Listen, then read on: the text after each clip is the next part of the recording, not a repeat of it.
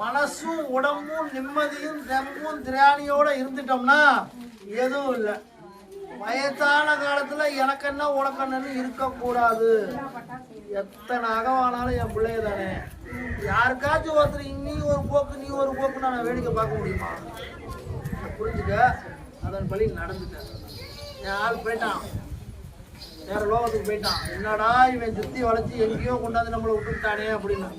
இல்லடா, உனக்கு வாய்ப்பா கொடுத்துருக்கேன். வாழ்க்கை ஒண்ணுது. ஒரு 5 உசுறு நம்மளால எல்லா வகையிலையும் பாதிக்கப்படாம வாழ வைக்கிறோமே அப்படின்னு ஓன் ரத்தம் ஓன் சொந்தம் ஓன் சுகம் உறவுகளுக்காண்டி உன்னை தியாகம் பண்ண சொல்ல கொஞ்சம் யோசி. சரியா? சந்தோஷமா